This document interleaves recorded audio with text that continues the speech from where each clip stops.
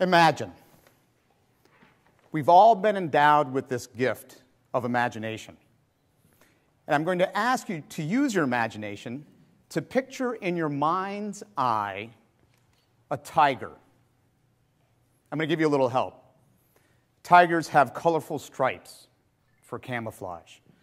On average, tigers grow to about 11 feet, weighing more than 600 pounds.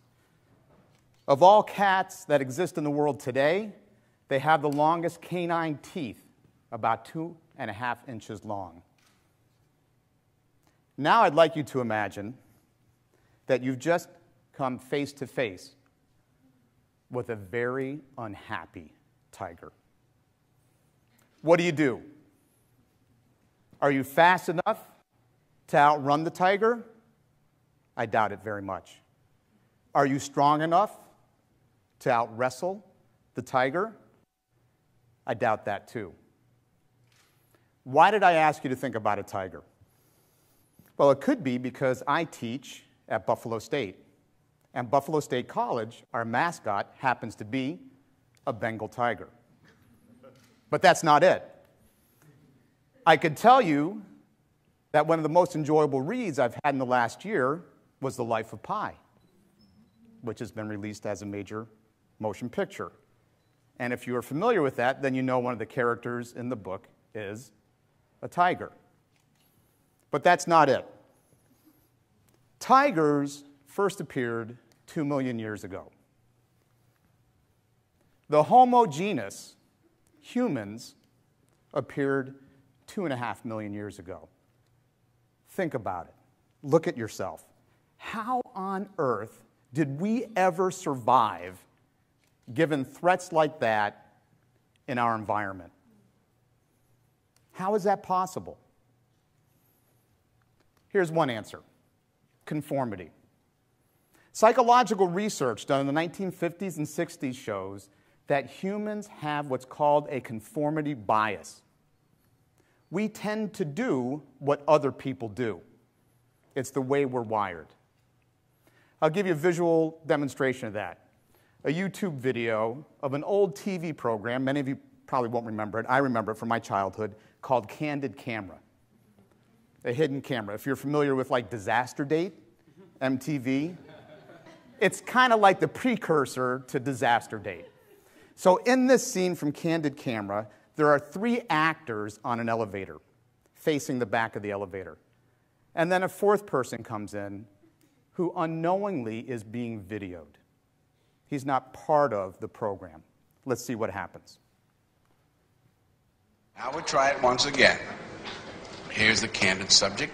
Here comes the Candid Camera staff, 3 of them at least. And this man has apparently been in groups before.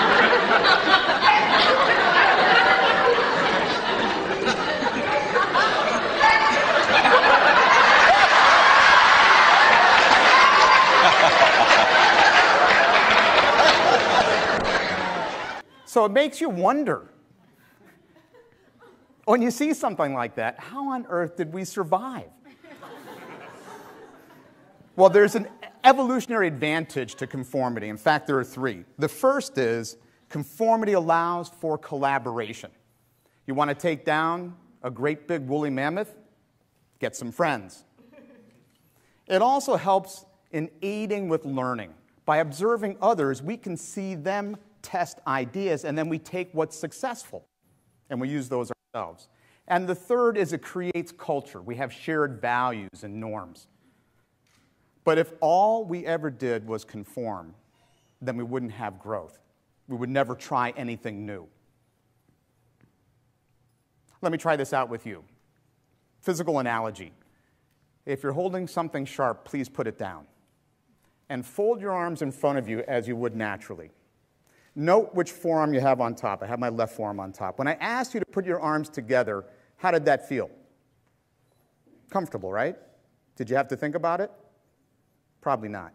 Take your arms apart this time and weave them together so the opposite forearm ends up on top. Some of you are trying to figure it out. Same arms. The first time you folded your arms, that's what conformity feels like. It's comfortable, and you don't have to think. You just follow. But if that's all you ever did, you would never grow. Eventually, because conditions change, we have to try new things. Conformity has been talked about in terms of its role in evolution, but I want to suggest to you today that there's another part of that equation, and that's creativity. So while conformity is necessary for evolution, I would suggest that it's not sufficient, that it also requires creativity. And let me see if I can make a case by looking at human history. And it's probably likely that the seeds for creativity began even before humans emerged in Africa, probably with our ancestors who used sticks for tools. But let's stick with human history. The first tool invented, created, manufactured by humans, Homo habilis, occurred 2.5 million years ago. It's called the flake tool. It was a rock that was sharpened at one edge that could be used for splitting nuts and fruit. That lasted almost 1.4 million years. Now, if all we ever did was conform, we'd still be using that tool today. But something happened. Someone imagined another possibility. And that led to an innovation in stone tools called the hand axe. It's a symmetrical tool that can be held easily in the palm of the hand, which made striking much easier. That lasted about 600,000 years. And then something interesting happened. About 40,000 years ago, there was something archaeologists call the creative explosion. In Africa, Homo sapiens emerged, the anatomically modern human. Homo sapiens took imagination and went beyond functional use of imagination, and they applied it to diverse areas. For example, at this time, we went from thrusting weapons, which means you have to be close to your prey, to throwing weapons. Body decorations emerged. Art emerged for the first time, cave paintings, burial rituals, the production of clothing, purpose-built shelter, and so forth. What I suggest to you as a result of this, human history demonstrates that you were born to be creative. It's a natural part of who you are. But it doesn't have to stop there. We don't have to wait for our creativity to occur, to magically appear. What we know through research is that you can take what's innate and you can develop it further. We can engage in what's called deliberate creativity. Creativity is like any other skill, like all abilities. What does that mean? We all have it. You've been born with it. We're not all the same, so we vary in the degree of creative ability that we have. But what we know is that through deliberate practice, through training, and through learning, you can enhance your creative thinking.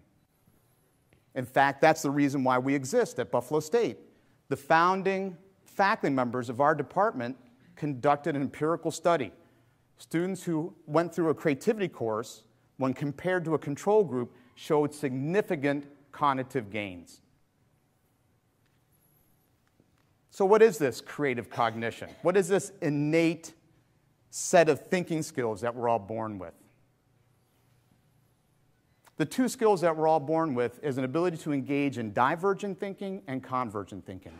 And some scholars believe about 40,000 years ago, one of the reasons why we had a creative explosion is that the mind evolved in such a way that Homo sapiens could begin to control their thinking, and they could shift. It's called contextual focus. They could shift from divergent to convergent thinking. Divergent thinking is the ability to generate many varied and original options. It's the creation of variation. Convergent thinking is the selection, development of the most promising options. Now, isn't it interesting? Sounds a lot like evolution, doesn't it? What are the two fundamental properties of evolution? The creation of variation and the selective retention of those novel variations which enhance the ability to survive. So the same thought process seems to parallel the process of evolution. This is what we all have innately. But although we have this innate skill, we don't often use this skill, this gift, if you will, to the best of our ability. So let me talk a little bit about deliberate creativity. So we can all engage in divergent thinking, we can all engage in convergent thinking. What often happens when we have an idea, this novel idea? Sometimes the next thought that enters our mind is what? A reason why it won't work. It's too risky. So-and-so will criticize me. Here's another example that may make it easier to recognize this ineffective thought process. Imagine a meeting. Someone's called a meeting, there's a problem that has to be solved. The person who called the meeting says, right, we've got this tough nut of a problem. Anybody have any ideas? And someone shares an idea. What's often the next comment in that meeting? Yeah, it won't work. We don't have the budget for it. That's crazy. How about this one? We've tried that before. What happens to the creativity? It gets sucked out of the room, right? And what happens is we stick with the tried and true, this area of familiarity, really not that divergent in our thought process. We conform to what's known. So although we have this innate skill, sometimes we don't use it effectively.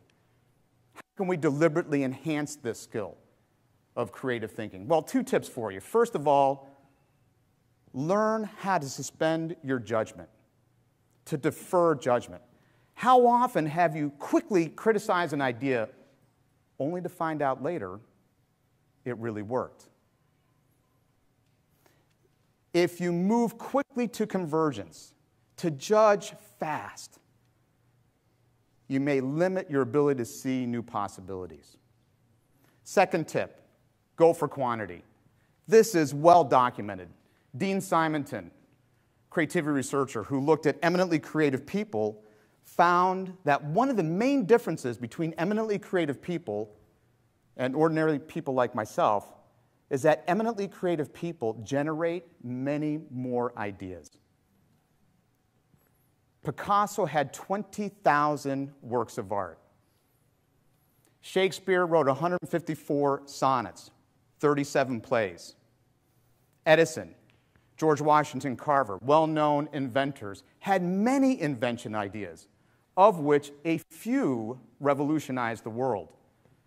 I learned recently by listening to NPR that Hemingway wrote 40 different endings to his book For Whom the Bell Tolls before he chose which one to go with.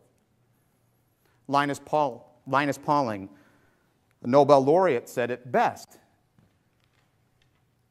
The best way to have a good idea is to have lots of ideas.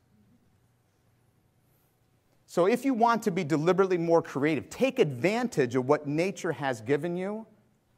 Learn to suspend your judgment. Don't jump to conclusions too quickly, and learn to generate many ideas. Why is this important? Historically, hopefully I've made the case for how creativity has been part of our evolution. But that's historically. I would say today, creativity and creative problem solving has never been more important. The flake tool that I shared with you earlier lasted for how long? 1.4 million years. Today, manufactured products go through fundamental redesign every 5 to 10 years. In the area of technology, it's every 6 to 12 months. We can't afford to wait 1 million years for the next good idea. right? We can't afford to wait for the creativity muse to give us the breakthrough.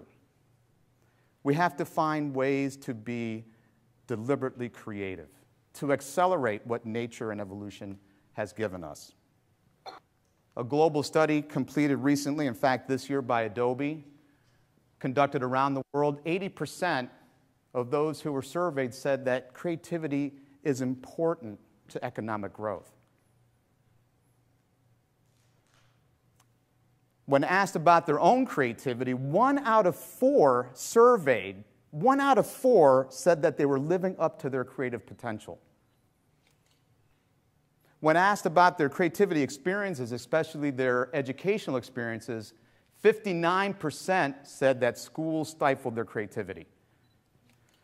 And the US, because we like to lead the world, the number was higher. It was 62%. So what's happening? Here's one reason for why schools stifle creativity. This comes from Mark Runco, a creativity researcher. He says that most educational experiences or most educational efforts focus on convergent thinking. Remember divergent and convergent thinking? Finding the single right answer. Wouldn't it be nice if life was that simple? If every problem we came up to had only one single right answer? But it's not. And he says, therefore, these educational experiences may do very little, if anything, for creative potential.